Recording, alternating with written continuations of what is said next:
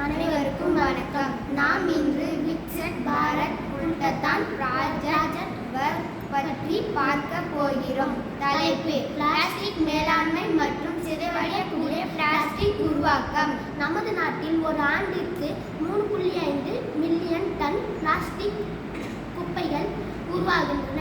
40% plastic கழிவுகள் மறுசுழற்சி செய்யப்படுவதில்லை. இதனால் நீர், நிலம் மற்றும் காற்று மாசடைகிறது. மேலும் இது விவசாயத்திற்கு தீங்கு விளைவிக்கும்.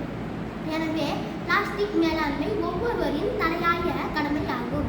பிளாஸ்டிக் பயன்பாட்டு குறித்து மக்களுக்கு விழிப்புணர்வு ஏற்படுத்தி அவர்களுக்கு நடத்தை மாற்றத்தை ஏற்படுத்த வேண்டும். தொழிற்சாலைகளில் வெளியேறும் பிளாஸ்டிக் போன்ற சிதைவடையாத கழிவுகளை மீண்டும் பயன்படுத்துதல் மற்றும் மறுசுழற்சி செய்ய உரிய விதிமுறைகளை உருவாக்கி தொழிற்சாலைகளில் பின்பற்ற நடவடிக்கை எடுக்கலாம். சிதைவடையாத கழிவுகளை மறுசுழற்சி செய்ய மாவட்டந்தோறும் கட்டமைப்பை உருவாக்கலாம்.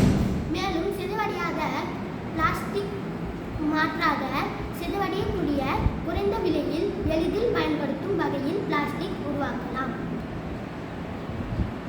சிதைவடையக்கூடிய பிளாஸ்டிக் உருவாக்கம் மற்றும் பிளாஸ்டிக் பதிலாக மாற்று பயன்பாடு. எளிமையான முறையில் வீட்டில் நீர், வினிகர் மற்றும் கார்மாவு கொண்டு சிதைவடையக்கூடிய பிளாஸ்டிக் தயாரிக்கப்பட்டது.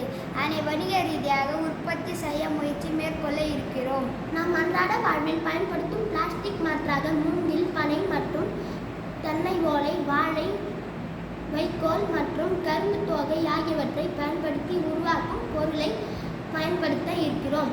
எடுத்துக்காட்டு: மூங்கில் பிரஷ், மூங்கில் சோப்பு டப்பா, வைக்கோல் கரும்பு தோகை மூலம் உருவாக்கும் பேப்பர் பைகள், மூங்கில் கூடை பெட்டி, பனை ஓலை பெட்டி, மூங்கில் மற்றும் பனை ஓலை பொம்மைகள். நன்றி.